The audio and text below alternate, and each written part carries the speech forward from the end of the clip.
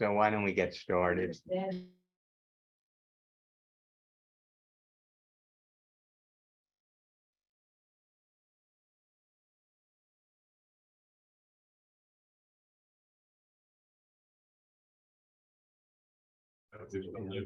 Okay. All right. No. I tried to unmute myself. It didn't work. Okay. Hi, everyone. That's gonna be you. Let me. Okay. Yeah. Okay. So let's get started. Mark Schneider is our special guest tonight. He'll be speaking on the rise of disinformation, which you might have noticed that there's some of this floating around.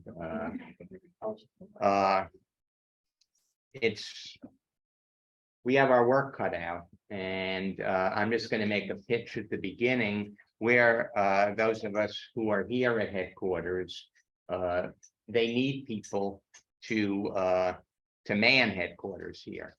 I'm sorry, I'm new. Would you mind telling us who you are? If I missed it, I apologize. Well, I think everyone knows who I am. I think you do too, sure. So I'm Michael Cantwell, for my sins, president of this august club that has so many members, but we make up in passion for what we lack in numbers. And one thing that we can be doing is helping in this office. Right now, there are people that are here from like 10 to 2 every day. Is it every day, Shar, that Ann is here? But Tuesday and Thursday. well, she's only 2 days a week. Yeah. So if you think you have time where you can come in, and there's always stuff to do here. I mean, answer phones, people are going to be calling.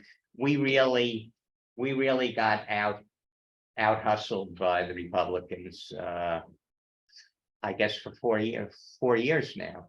The pandemic, they went out, they went door to door, they didn't care about infecting other people. We were responsible citizens, and they got the jump.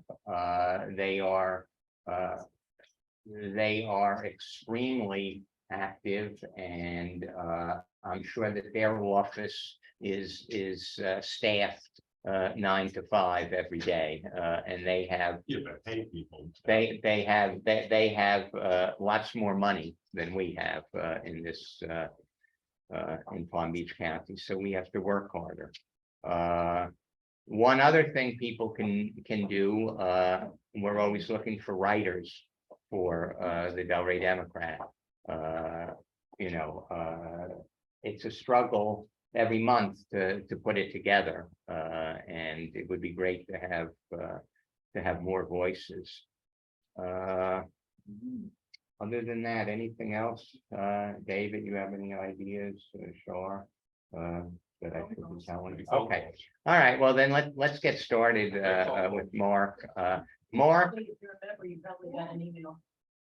Mark was one of the first speakers that we had after we reconstituted the club back in 2017. And I remember Jackie Sinatra, who was the president then, introducing him and noting that he got his PhD in sociology from Yale University, and then added "not too shabby," which I will second. Mark was the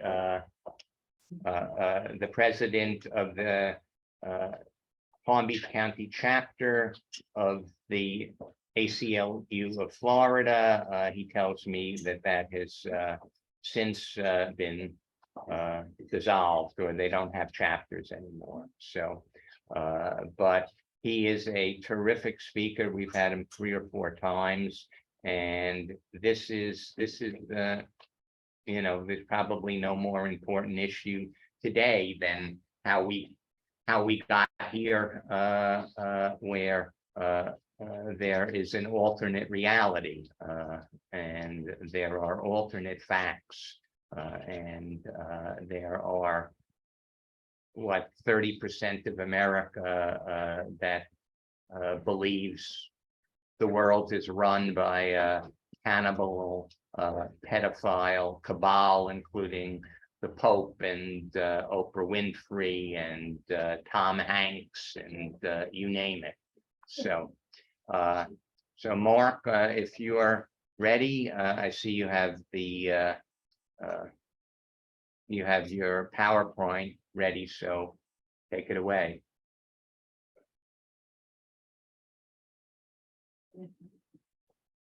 Oh, you have to unmute him, Dave. Hey, Barry. Well, he can, but he hasn't.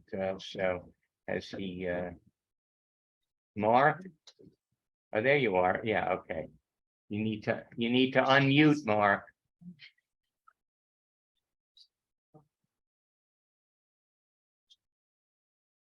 Yeah, I'm unmuted now. There you go. Okay. Okay.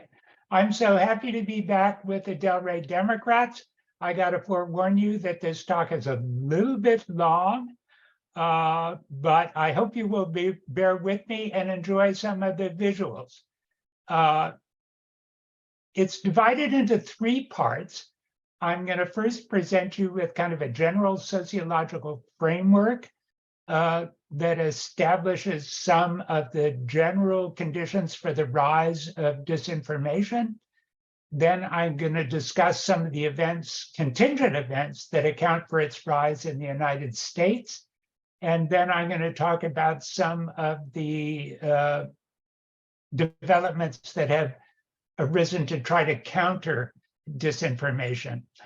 I'm going to draw on a book that I wrote 30 years ago to try to explain this phenomenon.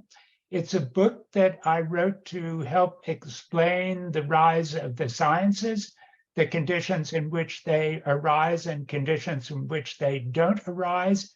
And a mirror image of its argument can be used to explain the rise of disinformation today. So sciences make both factual and theoretical claims about the world, and they can only arise when misinformation about the natural or the social orders can be isolated and stigmatized. And the reservoir of stigmatized claims about the world is commonly referred to as the occult. And here's a picture of the way that the world looked before the occult was stigmatized. We had scientific claims, which are here characterized as a claim with an S, and occult claims were all kind of intermingled together.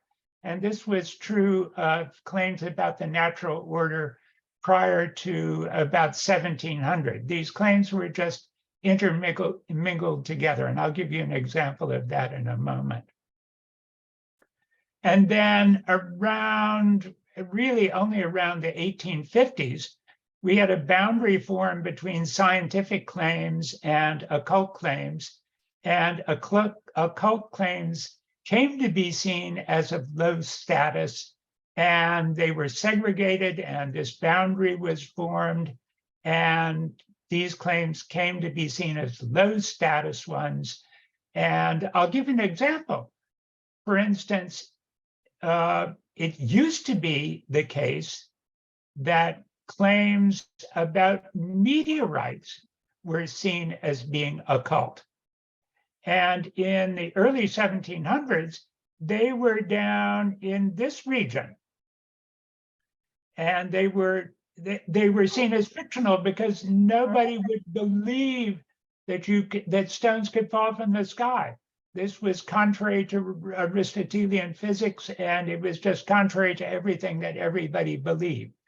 But over the course of the late 18th and early 19th centuries, enough claims about meteorites were seen to be credible that they actually made it back up into the realm of science. And of course, now we know that meteorites are a real phenomenon. So claims actually traverse this boundary and go back and forth over time. And over the course of the 20th century, for instance, we've seen that a book that used to be seen as making scientific claims, Sigmund Freud's The Interpretation of Dreams, went over the boundary into the occult and joined books like Erich von Däniken's Chariot of the Gods and Madame Blavatsky's The Secret Doctrine as being occult. So things go back and forth over that boundary between the scientific and the occult, and that's a result of what we call boundary work, as scientists try to suppress and move over the boundary things that they don't think are scientific, and as things that are seen as occult actually try to get back into science.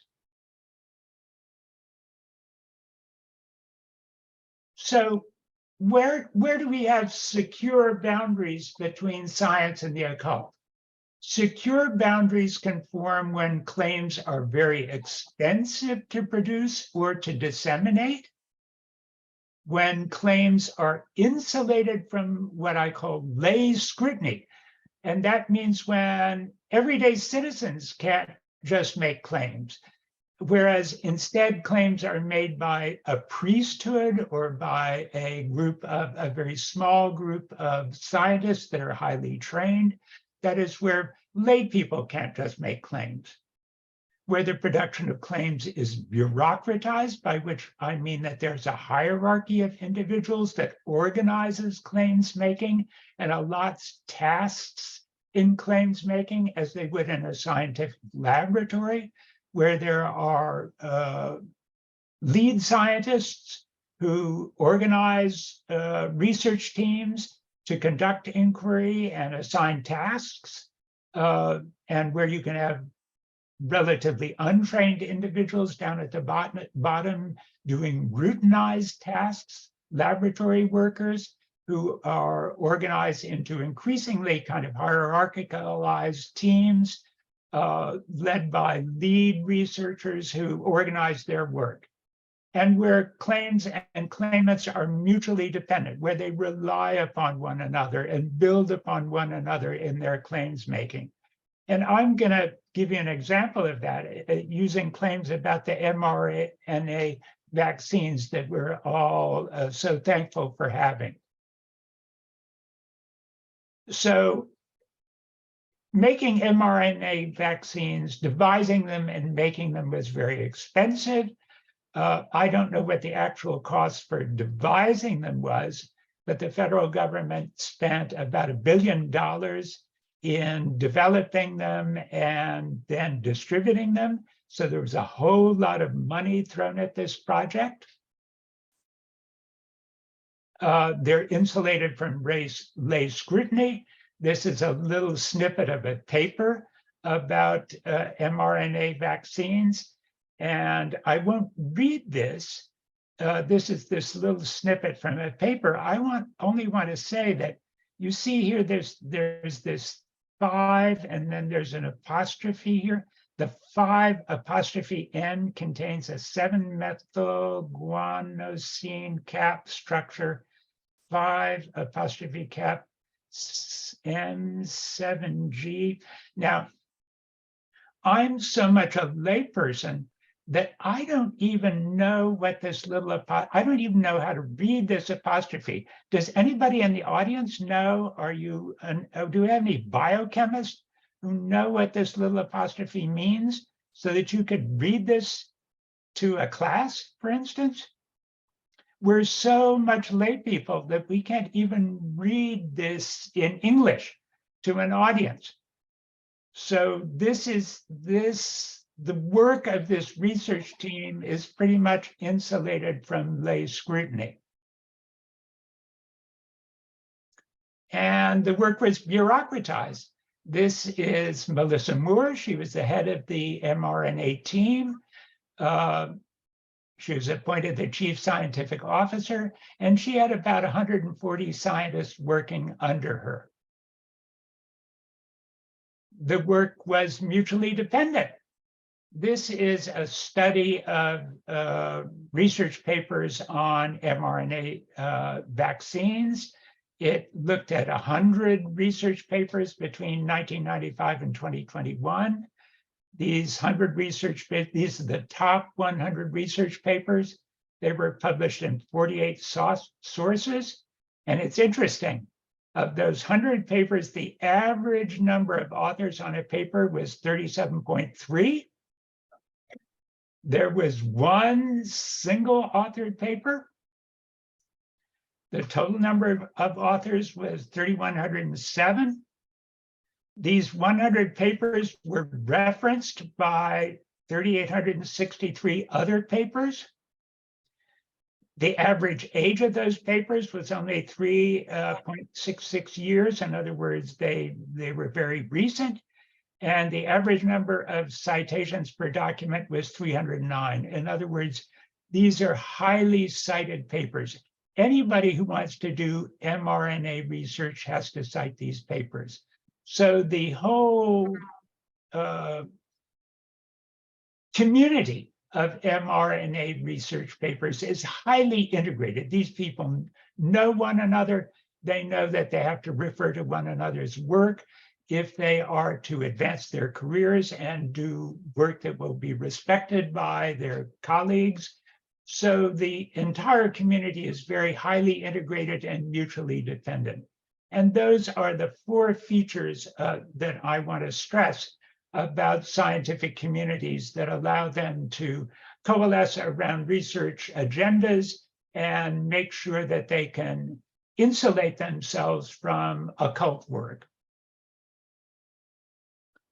So, on analogy to science, we could have sound information segregated and preferred to disinformation when it's expensive to produce and disseminate, when it's insulated from lay scrutiny, when its production is bureaucratized, and when its producers are mutually dependent.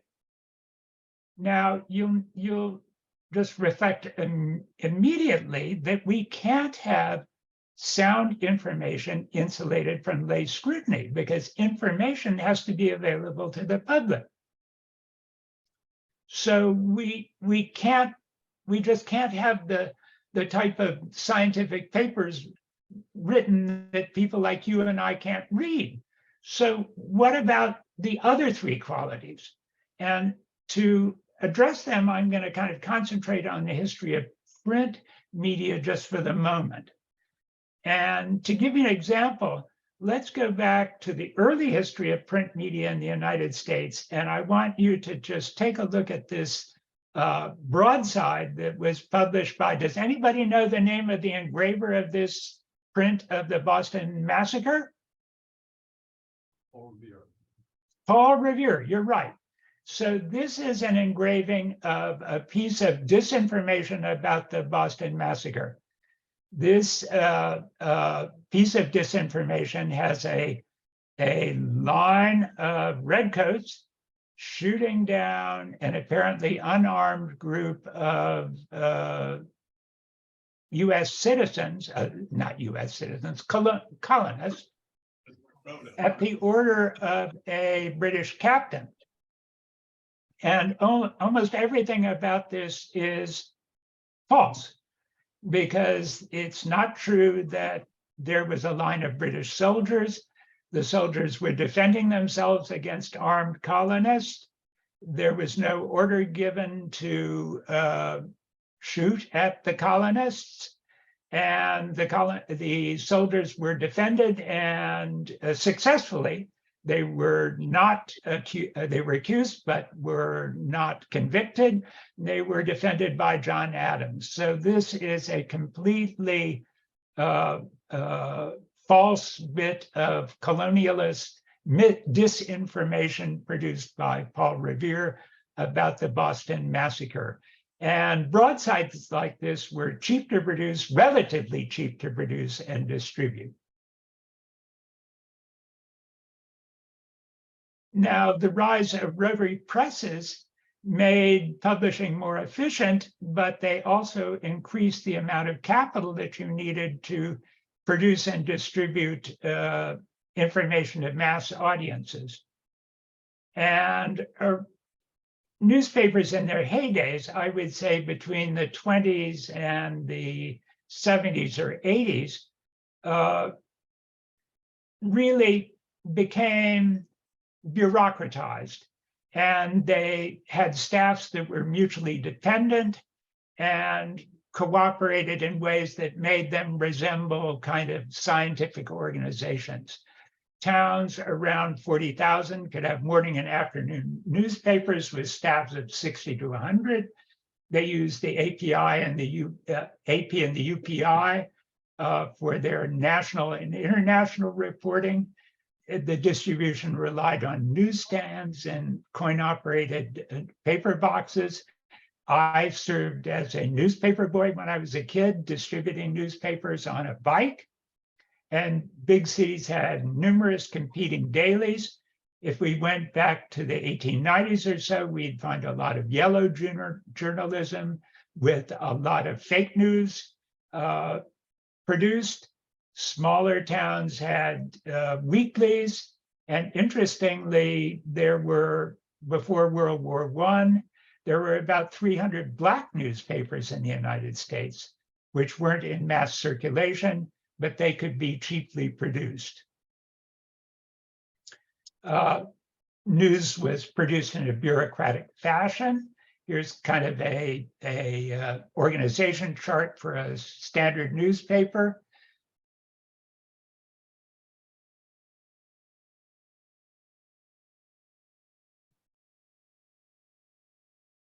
So, and claims and claimants were mutually dependent. Reporters often worked in teams. They acknowledged their debts to previous reports, and reporters could advance themselves by fact-checking claimants or competing reporters. And I just give you an example of how George Santos was brought down. Initially, almost nobody paid attention to him. He was originally questioned by a weekly called the North Shore Leader, a weekly Republican newspaper on Long Island. They published something questioning some of his financing. Nobody listened. It's almost, we're less and less likely to have newspapers like the North Shore Leader in the future. But somebody began to look into the North Shore Leader's reporting, and eventually George Santos was proved to be a complete fake. But the development of social media has challenged the authority and dominance of mainstream print sources devoted to information. And what has happened is that the cost of distributing and producing claims has plummeted because of the internet. And almost everybody now is a potential claimant. And it's not only that anybody can make a claim, but making claims has become potentially profitable in a way that reduces and almost turns upside down bureaucratic control. How does this work? Well, here's an interesting case that was discussed by the Times a long time ago in 2017. Here's a guy named Cameron Harris. He decided to buy a website, a domain name called Christian Times Newspaper. He bought it for $5. He hooked up this website called Christian Times Newspaper and decided to publish this breaking news story: tens of thousands of fraudulent Clinton votes found in Ohio warehouse. He got this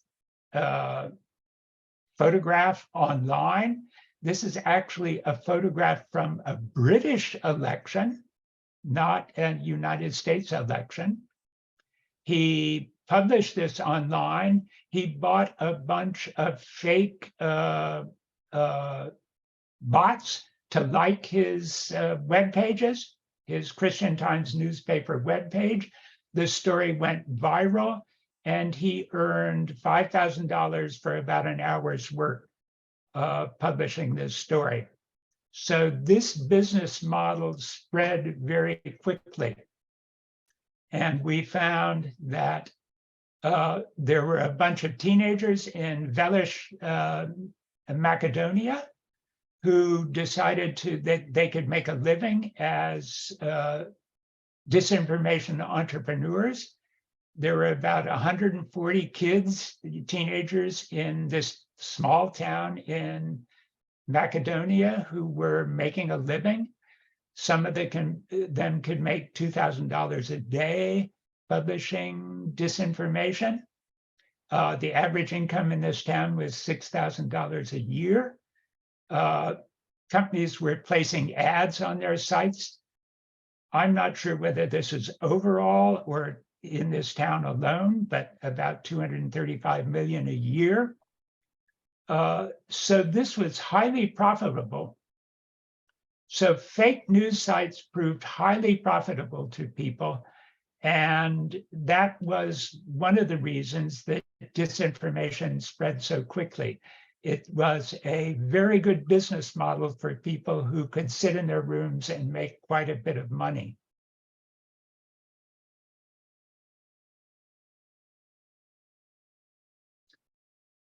I'm going to quickly go through this. This is just a way of showing that print publications, newspapers are really in decline. Everybody knows this to be true, but only about 8% of people today get their information primarily from newspapers, whereas a huge number of people get their information from digital devices.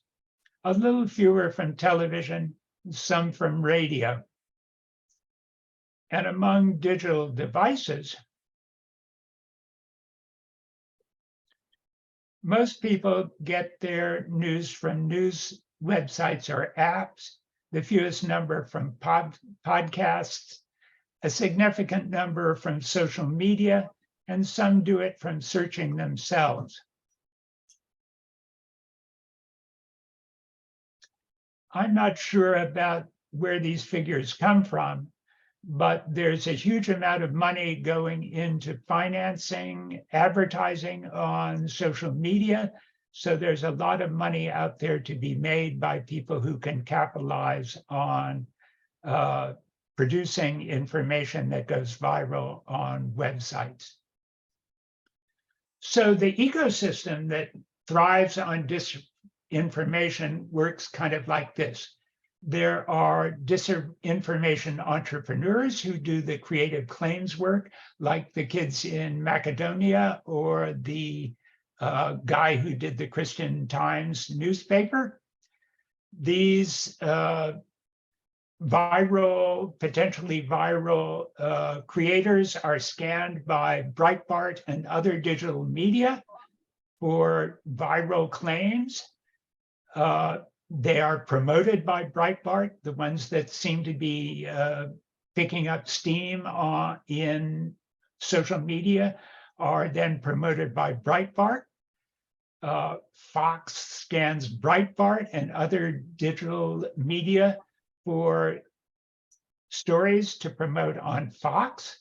And then Fox commentators select some for promotion on Fox.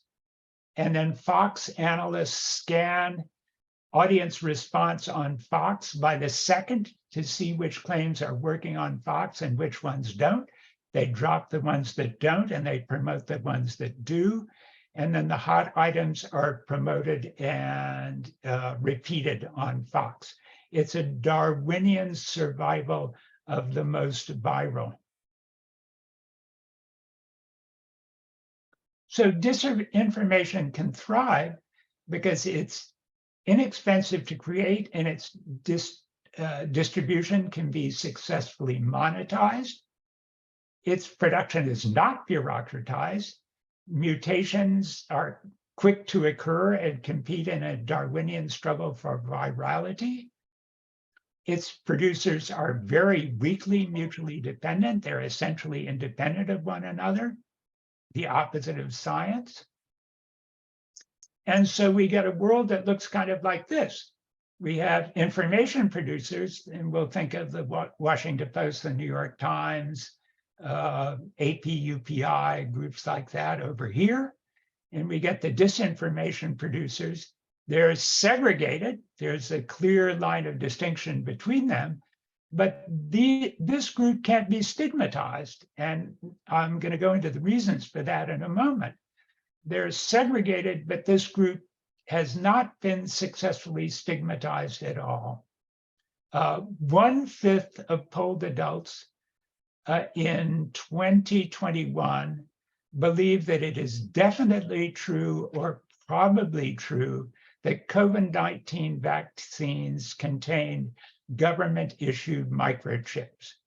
So that's 1/5 of US adults. So that is the sort of disinformation that thrives. Anything written about it over here will not be believed by people who live in this world over here. There's simply no way of stigmatizing this sort of disinformation. So how did that circumstance where this cannot successfully be stigmatized develop? And to explain that, I'm going to have to step outside my sociological model and talk about some history of the United States. The story would be different in Europe, but the story is different in Europe, but the story is different. It has similar kind of contingencies built into it. So the consumer base for disinformation has simply increased dramatically in the United States.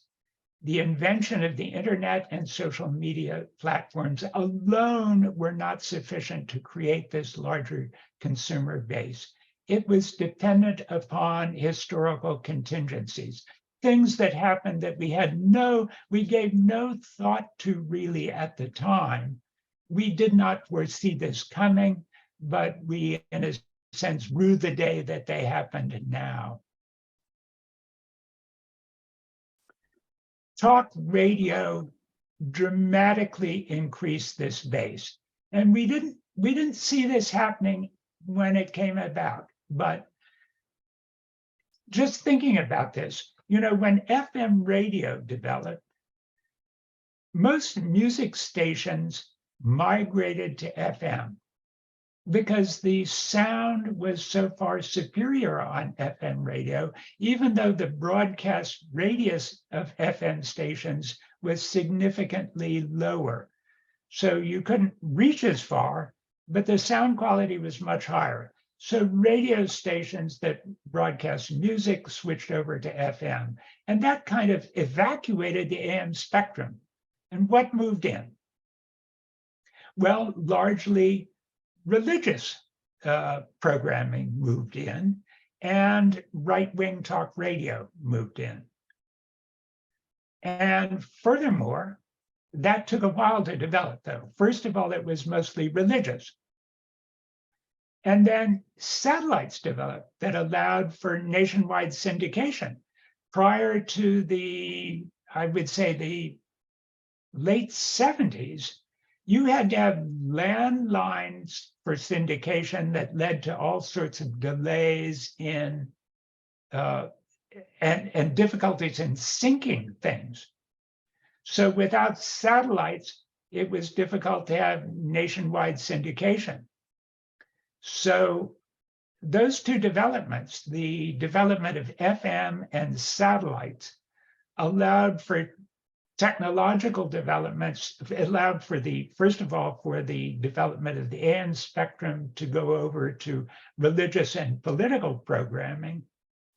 And it allowed for the syndication of national programming like Rush Limbaugh that wouldn't have been possible without satellites and without the evacuation of the AM spectrum. And then we had the getting rid of the Fairness Doctrine in 1987. Congress tried to reinstitute the Fairness Doctrine. It passed in Congress, but Reagan vetoed it in 1987. And then Rush Limbaugh was nationally syndicated in 1988. And his appeal and his malignancy, both the degree of his appeal and the degree of his malignancy is hard to overestimate. He was listened to broadly across the country, and he, in a sense, he is the seedbed for disinformation today. And then the Telecommunications Act of 1996 allowed Salem media to dominate AM radio with evangelical and Christian nationalist propaganda, and allowed Clear Channel to syndicate Limbaugh around the country. The Telecommunications Act, if you'll remember, allowed many more single companies to own many, many more stations around the country and to dominate local media. So now single companies can own hundreds of broadcasting stations around the country. And Salem Media and Clear Channel are the two dominant owners of media around the country, and they're both right-wing. So they are both promoters of disinformation. So we didn't realize, I want to stress that we didn't realize back when FM was created or when the Fairness Doctrine was struck down, we didn't realize what was going to happen, because who could have predicted Rush Limbaugh? Who would have predicted his appeal? We couldn't have known then, and who could have predicted with the Telecommunications Act during, if I'm not mistaken, I don't know which administration this was. Was it the Clinton administration? And Clinton. Who could have predicted that would have had the consequences that it's had? But they have had these consequences. So these are contingent events that, looking back upon, we can see laid the seedbed for disinformation. The result was it's a successful assault on expert opinion and the politicizing of disinformation. And here's just a quote from Rush Limbaugh. "We didn't elect a president to defer to a bunch of health experts that we don't know. And how do we know they're even health experts? Well, they wear white lab coats and they've been in the job for a while, and they're at the CDC and they're at the NIH and they're up, well, yeah, they've been up there and they are there. But has there been any job assessment for them? They're just assumed to be the best because they're in government. But these are the kinds of things I've been questioning, and highly successfully.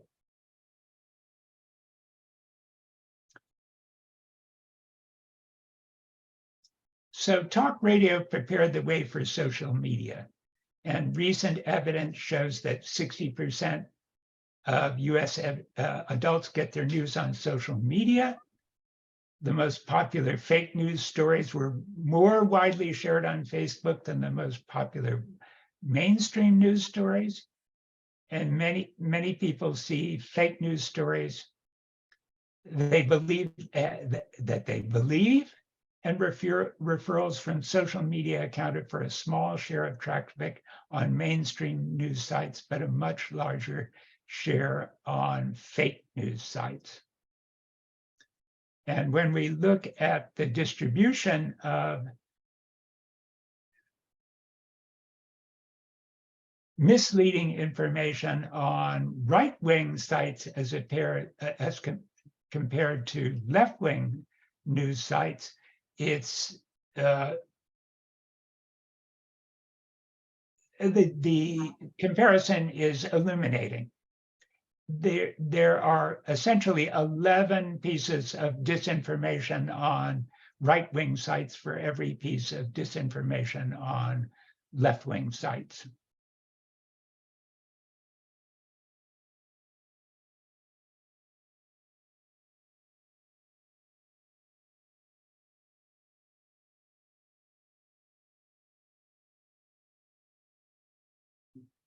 So the production and distribution of disinformation became cheap, debureaucratized, and lacking in mutual dependence.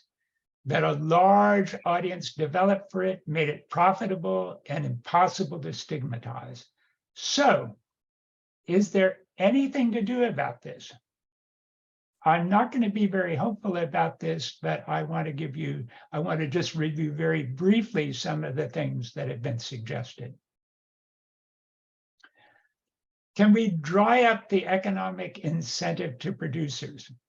One way to do this would be to simply ban advertising on social media and mandate a subscription basis for platform revenue. I don't know that this would be seen as being legal to do, but it's certainly one way to address it. And I'd simply throw that out there as a possibility. And another way to do it would be to use sophisticated tools to inform advertisers about when they're sponsoring disinformation. And there's a group called the there's a group that has published a global disinformation index that looks at websites and tries to show when they're producing disinformation and inform advertisers about them. And one would hope that advertisers could be forced over time to look at their expenditures on disinformation and forced to retreat from sites that are disinforming people. I could click on this to show you how it works, but I'm afraid that that would ruin my presentation because I think when I click on these links, I can't get back to my presentation. So I just let you know that there is this thing called the Global Disinformation Index. This is not a governmental organization. It's independently run. It tries to be as objective as it can in assessing disinformation. So this is one non-governmental organization that is trying to produce an index to inform advertisers when they are sponsoring disinformation. So that's one way to potentially decrease the spread of disinformation. Another way is to raise the risk or cost to distributors themselves. And of course, recently we've had suits against both Alex Jones as a distributor and against Fox News as a distributor. But suits are very hard to bring. Standing is very hard to get. And most social media platforms can't be sued because of the Communications Decency Act, Section 230. So in a sense, these are outliers. And it may be that Fox could, Jones, whether he's ever going to pay a cent of the defamation claims against him that were ordered by the court, we don't know. And Fox News may just consider this a cost of doing business. From what we've seen lately, it doesn't appear that they've much curtailed their production of disinformation. It may be that the most effective suits against Fox will come from stockholders as opposed to outsiders who are suing them. The stockholder suits may be the more effective in dismantling Fox News. So that will be something very interesting to watch. But this is a limited, but possibly effective way of fighting disinformation, because it might lead to self-censorship. Is there a way to decrease the amount of disinformation that users encounter? Can we beef up content moderation on social media platforms? Well, of course, just recently, Twitter has decreased its content moderation.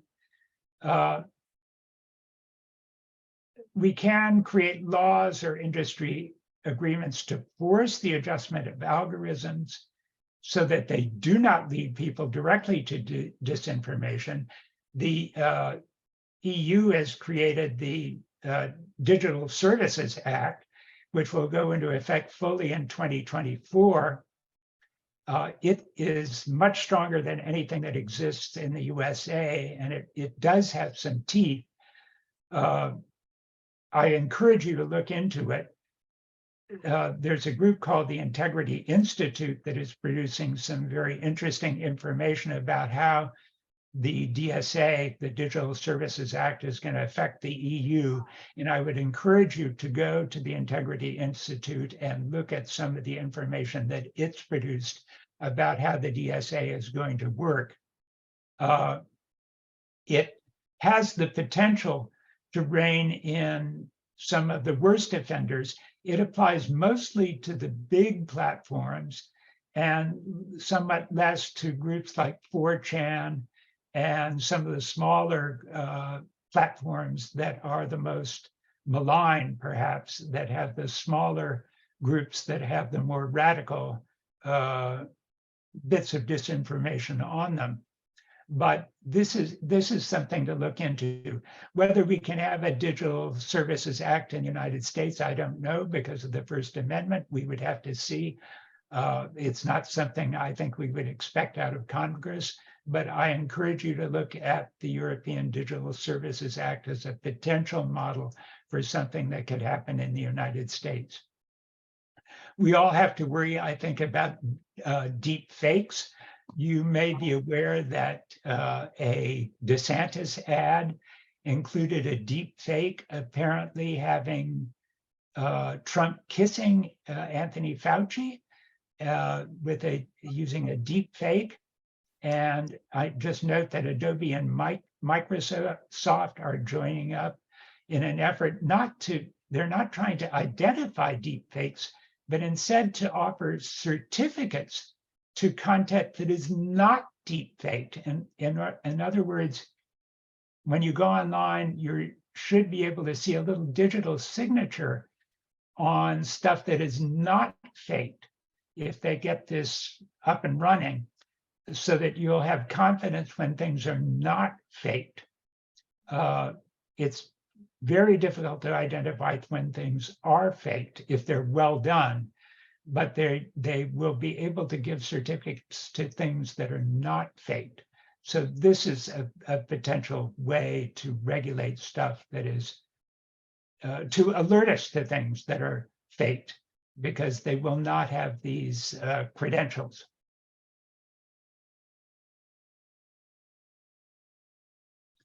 So the Digital Services Act in Europe is going to force the big platforms to combat disinformation and restrict certain online ads. And how European officials are going to wield it remains to be seen. It establishes something called trusted flaggers, who are mostly going to be concerned with identifying illegal content, but they can also flag disinformation. And you can look online to see what these trusted flaggers are.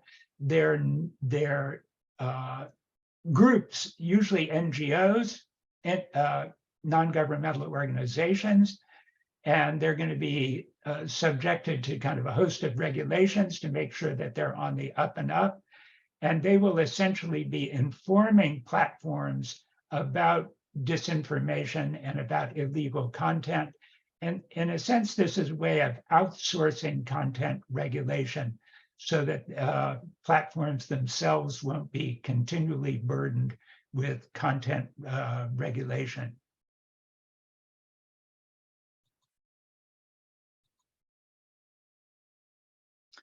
Is it possible to educate consumers to identify and not share disinformation? There are a bunch of groups that are trying to alert people to biased media. There's a group called Advantis Media that has an interactive media bias chart that tries to identify for you media that are more biased than others. They want to make disinformation awareness a part of civics education. There are groups that rank countries as well informed and able to resist disinformation. I think Finland and Estonia rank highest on that. And there's a very good group called the EU Disinfo Lab, which I would encourage you to inquire into and inform yourself about. It's doing good work. In the United States, we had, you may remember the case of Nina Jankovic. She was appointed to be the head of a governance disinformation board at DHS, the Department of Homeland Security, and she was immediately subjected to a disinformation campaign by the Republican Party and forced to resign after about 3 weeks. So it's unlikely that we're going to have something like this in the United States, because any government attempt to do this, like any government attempt like the European government acts, would be immediately attacked through disinformation in the United States. So I'm not very sanguine about educating consumers here in the United States. We'll have to see whether in the United States courts will use the First Amendment to stymie any government regulation. There is a case before the courts right now. The attorneys general of Missouri and Louisiana have sued the White House and dozens of officials like Anthony Fauci, saying that they have used, they have tried to force platforms to stifle health, their allowing on their platforms of health disinformation. And the outcome of this case could prove whether the First Amendment will be used to prevent the government from disallowing disinformation about things like health to be on the major platforms. So this case, I'm not sure when this is going to come up for a decision, but it's before the Supreme Court now, I believe.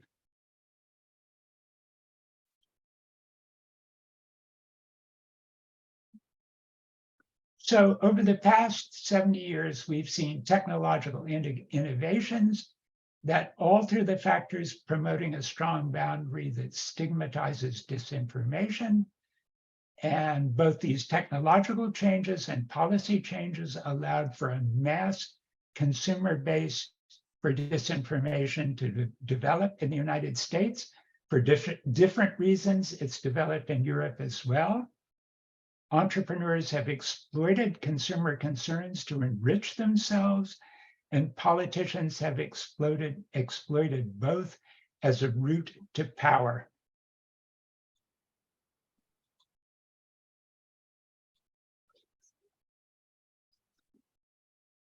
So I'm afraid Humpty Dumpty is broken. The media consolidation that allowed for successful stigmatizing of disinformation in the US around 1970 will not likely recur. Current consumers in the US will not be educated to identify and disapprove of disinformation. But there are creative ways to reduce exposure to disinformation, like the Digital Services Act, whether we can see anything like them in the US, whether NGOs can be used to help companies decrease their financial support for disinformation, remains to be seen, but there's hope on that front. So that's my sociological take on disinformation. I want to thank you for your attention, and I'm now available for comments and questions.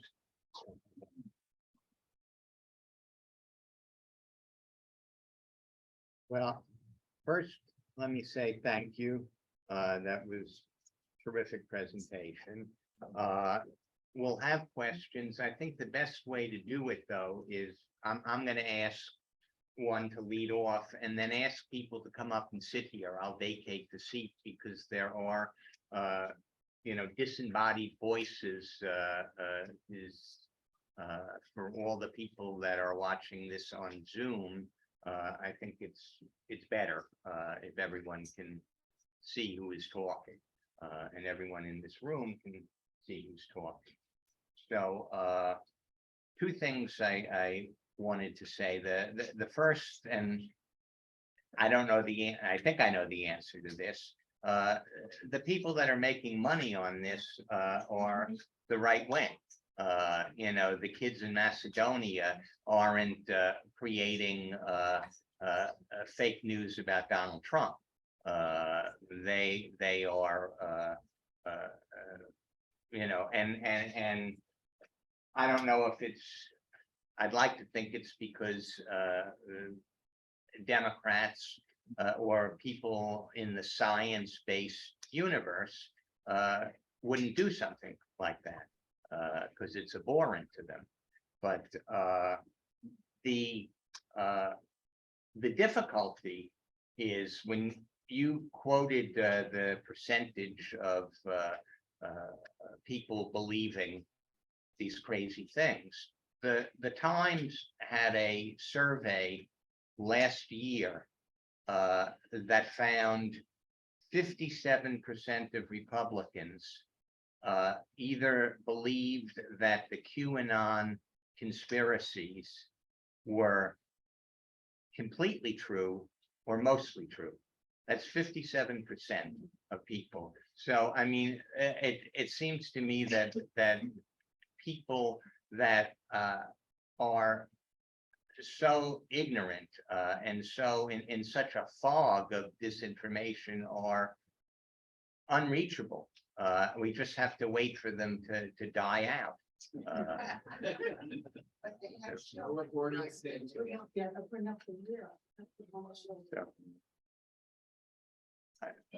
I think they are unreachable, but there may be ways of curtailing the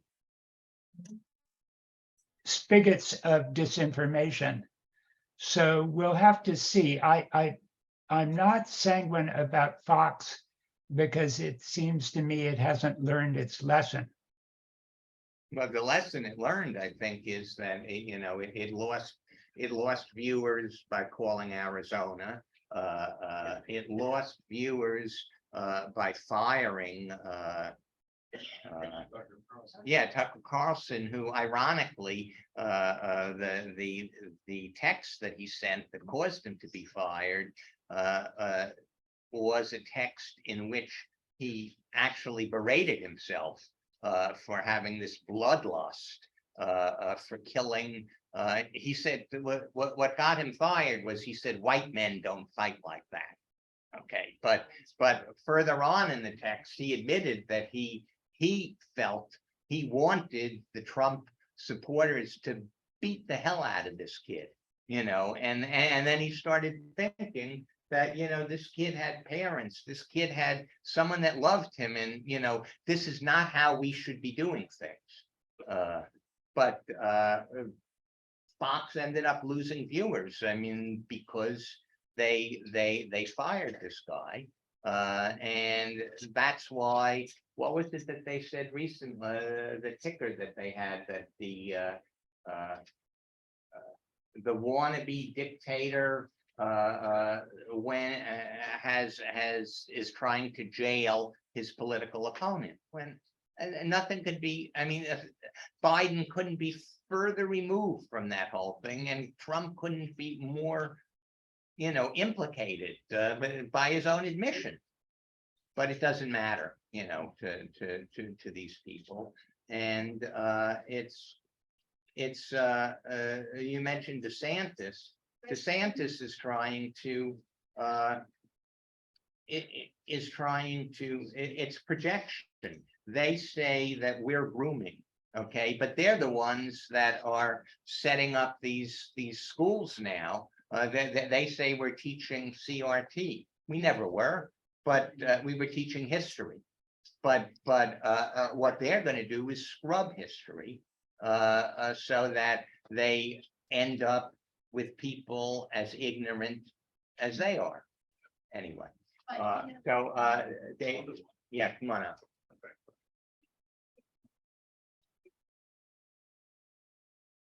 Yeah, when you talked about the deep fake, that scared the crap out of me, that they're not even going to try to expose deep fakes. Now, with artificial intelligence, and their own creators are warning us about the dangers of artificial intelligence, they can have anybody saying anything, and you will not know it from the real thing.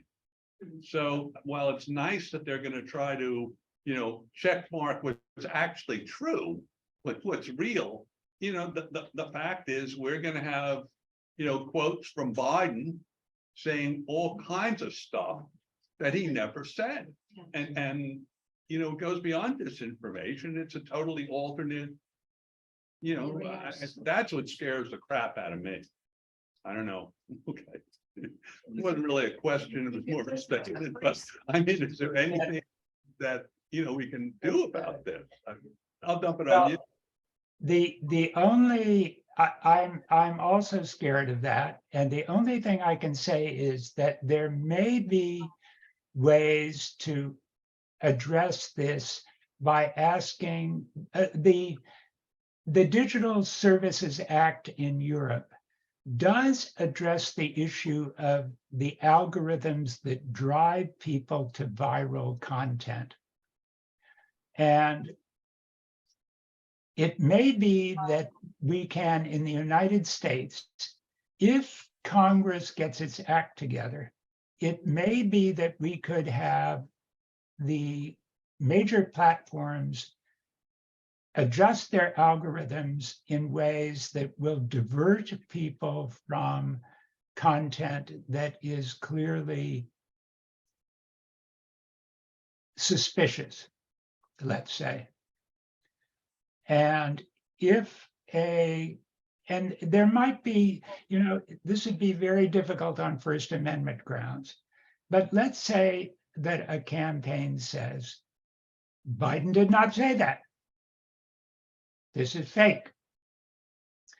And let's say that and I'm just thinking off the top of my head, let's say that the producer of the deep fake is then asked to produce evidence for the production of the clip. How is this produced? Is there a case where you could sue there? Is there a can you put a time stamp on it? Can you put a production stamp on it? Can you say that this has to have an author, time, and place stamp on it? Could you ask for something similar to copyright on it? That is, could you say anything that you put on a platform has to have a digital signature on it saying the person who created it and at the time and something like that, so that somebody has to take responsibility for it. There are potential ways of addressing this so that in principle, we might be able to address accountability. Yeah. So I think, you raise a great point, but I don't think it is I don't think this is undefeatable if we think creatively. So if you were a platform designer and you wanted only authentic content to be on your platform, one of the things you might say is that if you put things on my platform, you've got to have some sort of authentication, not authentication stamp, but some sort of stamp on it that says who created it, when it was created, and what the source material was, in the same way that any piece of writing would have to reference its quotations. Okay. So that's just a thought Right. of a way to deal with that. And everything is now so Wild West that we just don't have any of that. Right. I mean, and by the time anybody can dispute it, it's too late. Well, Right. we have PolitiFact and we have, you know, the something like that with, you know, mostly true, mostly false, pants on fire. But of course, the people who we need to reach with that don't look at those sources. So anyway, other comments, questions? Anyone else suppressed? Elliot, Oh, wait. Come on. He'll be happy to see you. He doesn't know you're here.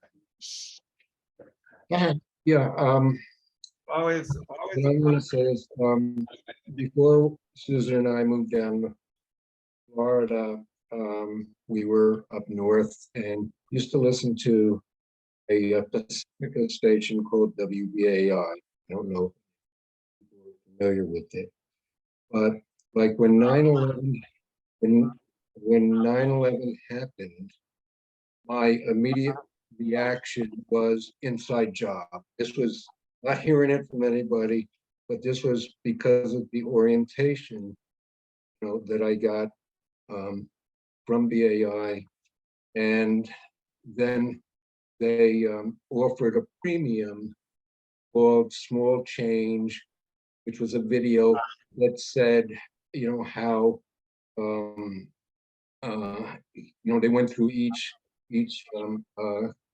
airplane crash and they debunked everything, and it was like very convincing. And the point I'm trying to make is that was my trusted source, and I believed it, you know, because it was my trusted source. And people that watch Fox News, that is your trusted source. And it's, you know, so I guess the point is like, how do you get through that, you know, when the trusted source is giving misinformation? well, Elliot, I don't really have a good answer to that. I think you just really have to have a little skepticism all the time of everything. I know that one of the things that I pretty firmly believed in is counted one of the left-wing pieces of mis or disinformation. And I'm still kind of surprised by it. And that is that our government really didn't know that there were no weapons of mass destruction in Iraq. And I was pretty convinced that we did know that there were no weapons of mass destruction in Iraq and decided to invade anyway. And my evidence for that was that we had the UN nuclear inspectors on the ground, and we could tell them to go to any place we thought there were nuclear weapons stashed. And we told them we didn't want them to go anywhere. We told them to get out because we were going to bomb. And I thought that that was pretty convincing evidence that we didn't know that there were any, or that we knew that there were none. And that is counted as one of the left-wing pieces of mis or disinformation. So, you know, we can, and that's by PolitiFact, if I'm not mistaken. So we can all, I think, profit maybe from occasionally wondering whether some of our cherished beliefs should be called into question, and be humble. And I'm afraid humility is not something that we find very frequently in people who were down, for instance, at the courthouse in Miami, asserting that Trump was innocent. It's kind of astonishing when you think about it. And when you think about all the people who've been on TV saying that this is all a socialist plot, a Biden plot to get him, it's just kind of amazing when you think about it. So thanks, Elliot. I don't have an answer for that other than a little caution and humility. So somebody sat down in Michael's chair and now has the floor. Yeah, I'm in the dark here. It's Barry. And Hey, Barry. it's always a pleasure for me to listen to Mark because he's a wealth of information and extremely articulate and gets us to think about things that we often don't think about. So I really appreciate your presentation. I took quite a few notes. I'll just comment on the last thing that was said. It's the people who have the least basis for their opinions that are usually the most overconfident. And it's the ones that are very scientific and rational that are the most humble. When you're talking about Iraq, we don't really have all the information, but there's certain things that we know. We kind of know that the Earth goes around the sun and not vice versa, and we know about gravity. We shouldn't be humble about certain things. But I'll also share with you a story from Carl Sagan. He got in a taxi and the driver was driving around and he says, "What do you think about UFOs? And what do you think about psychics? And what do you think about the Bermuda Triangle?" And Sagan every time said, "I'm sorry, there's no evidence to support that." And each time he could see this guy was getting so demoralized. He loved believing in these things. And there's something called, which I'm sure you're familiar with, Mark, and most people here, confirmation bias. People enjoy believing things that are fun and they'll look for information to support it. And they don't really like killjoys like Sagan. And they say that a lie can travel halfway around the world before the truth gets its jogging shoes on. Now, I'm going to give you a very good example of this. I practice something I call cosmic Judaism. It unites Judaism and science. It's pretty revolutionary. And I do it at a congregation which caused so much turmoil. I've been fired. I've been ostracized. I founded the Temple of my dad. I mean, I've gone through everything. I'm still going through it right now. And people say to me, "Rabbi, why are you so intolerant? Why do you chase people out who believe in a supernatural God or believe in heaven and hell?" I said, "I'm not intolerant. I just tell them there's no basis for it because that's science. There's no evidence for it. If you want to believe it, you can, but it's not science and it's not what we believe because there's no basis for it." I get chastised and bitterly attacked. Why? Because people want to believe that they're going to live happily ever after. And there are rabbis and priests and everybody else, I know you know this, who will tell them exactly what they want to hear. "Oh, yes. Oh, yes. You give us enough money and I'll tell you anything you want to believe. I'll tell you you're going to go and be with your Aunt Tilly or your mother and you're going to live happily ever after." And there's so much pressure on me to tell them that. And I say, "I'm sorry. I'm not going to lie to them." And they say, "Yeah, but look at all the members they have." That's what we're competing with. And it's the same thing in politics. And by the way, the people who are supporting these right-wing views and Trump and everything, is it just a coincidence that they are right-wing Jews, right-wing Christians whose minds have already been hijacked by believing nonsense and believing in things that are not true based on on blind faith? That these people are ripe for the picking. And if we don't challenge these religious views of a God who kills people who don't believe in him and who loves you, if we don't challenge those views, we're in trouble. And also, I agree with what you're saying, Mark, about how this thing is spread. But before all of this was a guy named Coughlin, who was one of the most widely listened to guys around. And he was preaching vile hatred. These things have been going on for a very long time. And I appreciate your efforts to try to articulate today how it's going about. And feel free to comment on it. I have plenty more to say, but I'm not going to monopolize it. But religion is a very highly potent source for spreading disinformation and training children. In the schools, they say, "In God we trust." And I'm filing a lawsuit to get rid of the Bible from the schools and that motto, because we should teach kids in education we trust, in knowledge we trust, in science we trust, in your ability to think for yourself we trust, in hard work we trust, in humility and in integrity we trust. We don't trust in supernatural beings, because if you place your faith in those supernatural beings, you'll be disappointed every time. It's outrageous that we teach that to our children. Thank you very much. You're here, Barry. I agree that religion tends to get a pass. And let me just make one kind of comment that I only stumbled across recently.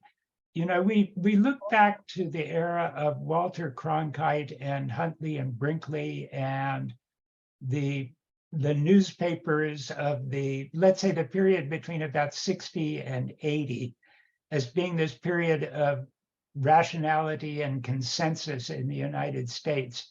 And we remember an era when everybody used to sit down and tune in ABC, CBS, or NBC, but mostly CBS and NBC, and listen to the evening news. And we think of this as a period when we all kind of saw things in the same way. And it turns out that most people were watching CBS and NBC. Well, a significant portion of the audience was there because there was nothing else to watch. And as soon as cable came in, they turned to watching the Andy Griffith Show and other things on cable TV. So the fact that CBS and NBC and then gradually ABC did so well in the Huntley, Brinkley, and Cronkite era was because they had no competition. And as soon as they had competition, about 30% of their audience left because they didn't want to hear news. And we still live in an era when Joan and I went back to Charleston, to Savannah recently, to a restaurant where we love the she crab soup. And 2 years before, just after the release of the opinion about abortion, after that came out, there was a big demo in Savannah, and we watched the demo, and then we went to have our she crab soup. And we asked our waitress, who was either Black or Filipina, we asked her, do you know who Stacey Abrams is? And she said, no, who's Stacey Abrams? This is in Savannah, Georgia. And she said, no, I don't know who Stacey Abrams is. So we went back just a month ago, and we had the same waitress. And we said, do you know who Stacey Abrams is now? And she said, no, I've not heard of Stacey Abrams. This is a woman living in Georgia who is Black. Joan insists Black. I thought she might have been Filipina, but she speaks with a US accent. I mean, she has no accent. Living in Georgia, doesn't know who Stacey Abrams is. So, you know, we've got a whole segment of our populace who doesn't have any relationship to news at all, who couldn't care less. And I kind of think of this as like we being in the position of parents who have a kid who cares nothing about leaving his clothes cluttered all over, dirty clothes all over his bedroom floor, never making his bed, doesn't care. And when you say, how can you stand to live like that? They say, live like what? I don't care. Right. Seems fine to me. But it smells, doesn't smell to me. You know, that's the kind of country that we live in. And we just recently, the Voting Rights Coalition of Palm Beach County had a presentation on universal voting. I don't know what you guys think about universal voting like they have in Australia, but I wonder whether something like universal voting would get people out and interested. If in fact there was like a $20 fine if you didn't go out and vote, or whether people would just say, oh man, that's just the long arm of the government coercing me to do something I really don't want to do. I don't know. But a lot of people are just completely tuned out. Well, the Sun Sentinel had an article about a month ago. That 2.5 million Democrats did not vote in the midterms, 2.5 million. DeSantis won by 1.3 million. It was a huge victory, but 2.5 million Democrats didn't vote. Rubio won by 1 million. And they were interviewing some of the people.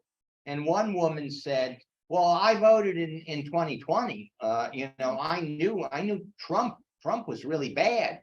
I had no idea that DeSantis was so bad.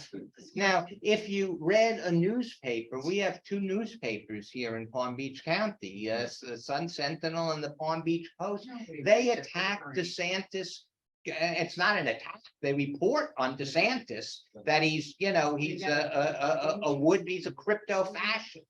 And you read that over and over again. This woman didn't know. And then the other person was a young man who said, well, I thought DeSantis was going to win. I mean, that's what everyone said. And I didn't want to take off a day from work to go vote.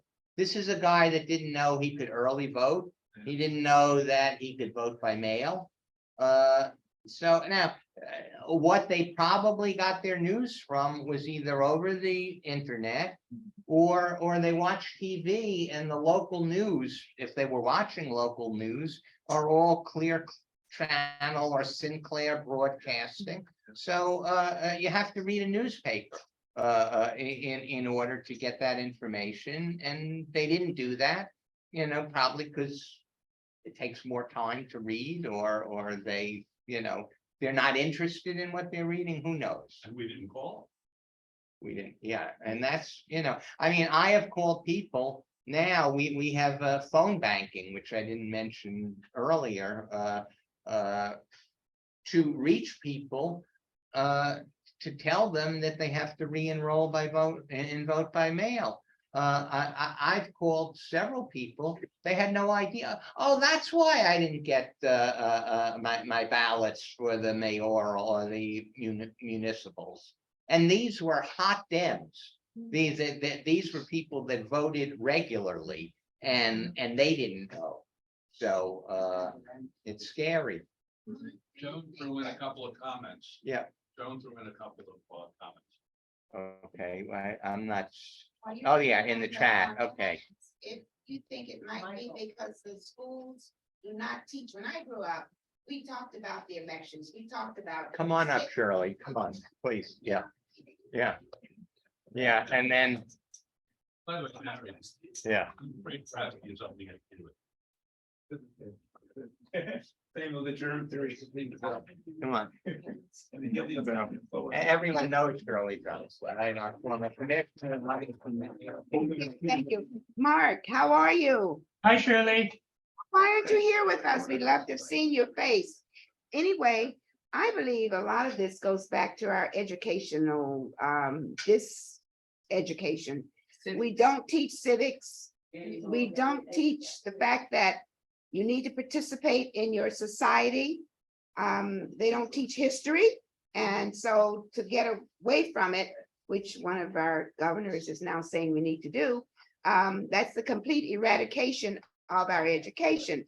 If you don't educate your children, they will not even know anything about anything. So that was my comment. Not a question. Thank you, Shirley. I'm gonna read the chat, but I wrote an article, and I'm actually working on another one about DeSantis and what he is doing. It's not only what he's stripping out, but the Sun Sentinel had an article about he's grooming the teachers. They had a training session for his Excellence in Civics program, and the teachers that went to it, they were paid $700 to attend. So there was a carrot there to come. And the more veteran teachers were aghast at what they were being told. I mean, they were being told that the founders really didn't believe in a strict separation of church and state. I mean, a blatant, outright lie that they were teaching, that America wasn't really so bad with the slave trade, because actually there were more slaves that went to the Southern Hemisphere in Latin America than came to the United States. You could count them. We had more slaves because they stayed people's property and they propagated. So They had full employment and free room. that's right. That's right. So, you know, I mean, this is what's being taught. To pay that 700 to them? What? Did he use taxpayer dollars? Oh, I'm sure he for did. that Yes, $700? I'm sure he And did. combined. Yeah, yeah. That's what I object to. He's Yeah. using taxpayer dollars. to Yeah. buy Well, to send people to Don't we have send to say- poor immigrants to Martha's Vineyards in the winter, and to pay to defend all of the lawsuits that are being brought against him. But here, Joan Friedenberg had a comment. I met two Hasidic teenagers, apparent Trump supporters in New York, who didn't know who Anne Frank was.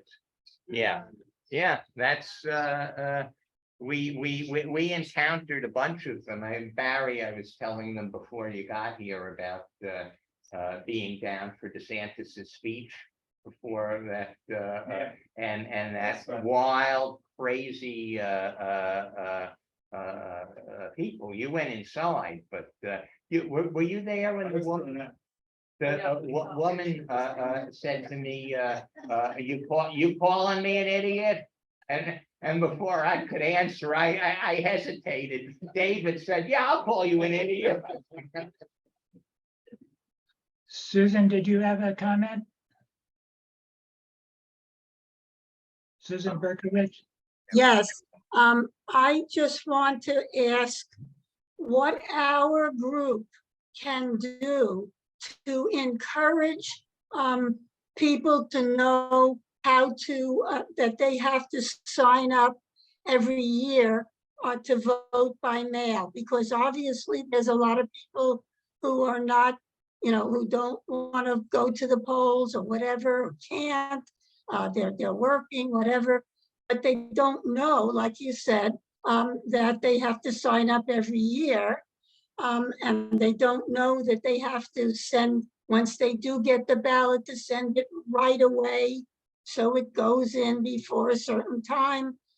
So I would like to see our group come up with some strategy, maybe calling or whatever, that we can work on to do starting next week or a few weeks.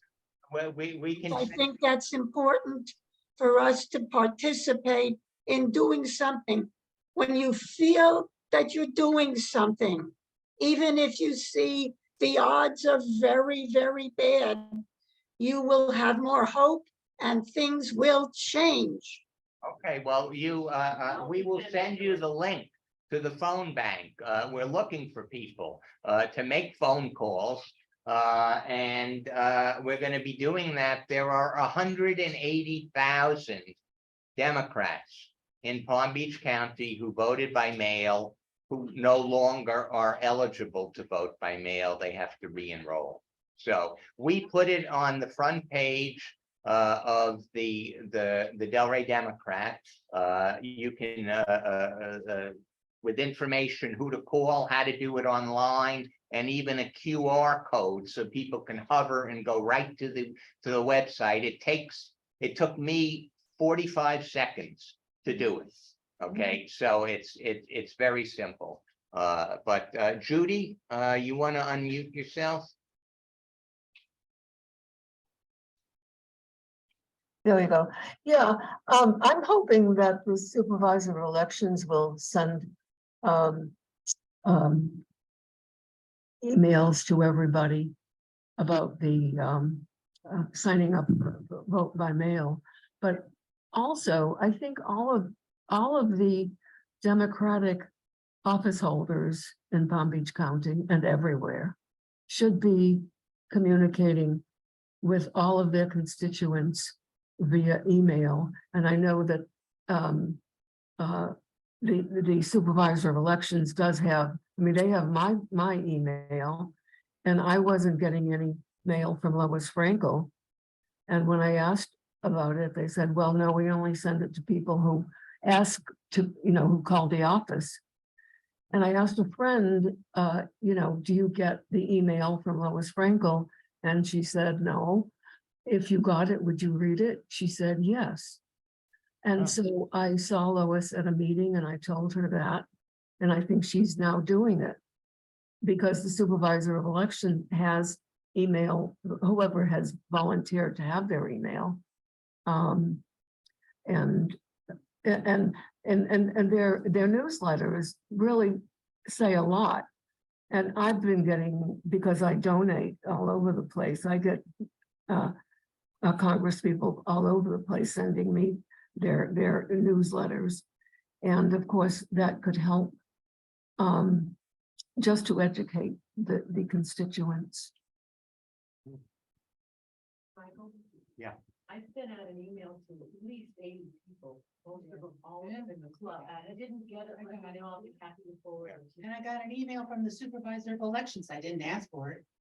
It has all the instructions on how. On how to re-enroll? Yeah. Yeah. Wendy is, They should have gotten a letter saying, oh, the laws are changed, you're receiving a mail-in ballot. Yeah, that's or what mine You did. need to re-register. I never got a letter from her. I did. Want us to know. Right. But Susan, I'll send you the link to it. Joan has another comment here. How about complaining to local bars and restaurants as a way to slow down in disinformation? Fox on Yeah. TV. Yeah, right. Well, I did that, Christina's, the breakfast place over in Pineapple Grove. We went there several years ago and they had Fox on and I said something and the waitress said what the owner wants. And then after Trump was elected, I think she must have soured on him because or maybe a bunch of other people complained, and it was like the History Channel or the National Geographic or something that was not publishing lies. I mean, Right. Yeah. I'll say one more thing before we conclude. If we need to get people to vote for the Democratic Party, it would be very helpful if the Democrats on the county commission, when they get money from developers, tell them, the hell with your money. I'm not gonna pave over the aggregate. And then people would see there's a stark difference between who they're voting for. Because we have Greg White. Democrats who are paving over the ag reserve, the biggest environmental issue here. They should give it back and they should be tossed out of the party. Yeah. And we should tell everybody, if you want to protect our open space of quality of life, vote Democrats. Because in general, Democrats are protecting the environment. We're definitely showing that 100 times more than Republicans, but we should be consistent. Not have these people on the take, because then people say, hey, what's the difference? Yeah. There is a difference. Right there, yeah, well, of course, that's what they're all the same. No, they're not all the same. Think about it, do you believe that climate change is a Chinese hoax? Or do you think it's an existential threat? No, but on the Okay. ag reserve, they are the same. They are, yeah, Yeah, well, not all and of that's them, what but most people Maria Sachs voted against So what it. I'm saying is, it's not divided among party lines. Yeah, Same thing with Same thing with sugar. Yeah. All right, I think there's nothing more. Yeah, we've beat this horse. It's too bad. Oh, actually, one last thing. My Aunt Marion, David's mother, had said years ago, after Watergate, they learned. They bought up the networks, the news sources. The buck. General Electric was a sister, or rather, General Electric owned NBC, So NBC as a sister corporation, companies that made nuclear power plants. Okay, and the so-called liberal media today, when you talk about disinformation, the false equivalences, what they did to Hillary Clinton, what they're doing to Joe Biden, with in inflation 24/7. And now that's gone. So now it's is he really too old? What about an 8? And there were people. I was at the meeting of the Greater Boynton Democratic Club 2 months ago, and in the chats there were people saying, "Oh, I wish he wasn't running." Well, what the hell do you want? Who is going to run? Who do you want to run? They did a poll. 75% of Democrats didn't want Joe Biden to run. Well, they were asked, who do you want to run? Well, 13% said Kamala, and she was the only one in double digits. So, and that is, they think that way because that's what they're seeing, not only on Fox, but they're reading it in the New York Times. And, I mean, I'm always writing to the reporters, posting things about it. And, I will point out that MSNBC is owned by Comcast. right. Why are we I don't know why it's making not- steps to prevent another Trump happening in the future? He is a convict or will be a convicted convict, and he can still run for office. We aren't doing anything about that. I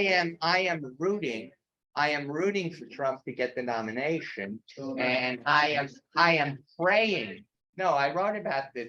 What do you do? What did they do in The Godfather when someone threatens their business? Okay, they are going to, they're going to kill Trump, because I mean, Coke is running ads, saying don't vote for Trump, he can't win. We know he can't win. Okay, so what do? I mean, if he's running, he not only doesn't he win, we pick up all the down There ballot was stuff. no consequence. And if you're an intelligent Republican, what do? Well, we got to kill the guy. I mean, that's then someone else, and then he can be a martyr, and it'll be some BLM character that they try to. What? I hope he gets the nomination. Yeah. Yes. Yes. I just want to make one comment, please. Yeah. I raised my hand twice. so okay. I thought I'd stand up and just use my loud voice because I'm not a shy person. Yeah. I'm one of those 75% of Democrats that did not vote for Joe Biden in any primary. Obviously, I voted for him in the general election, but he never got my primary vote. We can do better. We need fighters. Yeah. He was a consensus builder. He always wanted to go across the aisle. We need real fighters. Oh, no, I could not. He was my last choice. Okay, I've loved Bernie for since the early aughts, since I first saw him. But if you say that about Biden, I think you need to look at what he did. What he did. However, with the reaching across the aisle, he got the biggest infrastructure bill in 3 decades. And he accomplished all of that. And you know what? I don't think that Bernie Sanders could have done that. Okay, and what he is. Biden is a transitional no, what was it that David Brooks called him? Well, what Biden is our response to Reagan. He's the anti-Reagan the way Reagan was the anti-FDR. He is, when you see him when you saw him at the State of the Union, you know, and this, serious contender for the stupidest person in the room, is yelling, "You lie," and he turned around and he like kind of chuckled and said, yeah, that was Reagan-esque, the way he did that, and he disarmed them. And what he did to Kevin McCarthy is exactly what happened to Obama. Obama got played by these guys because he was young, he was new, and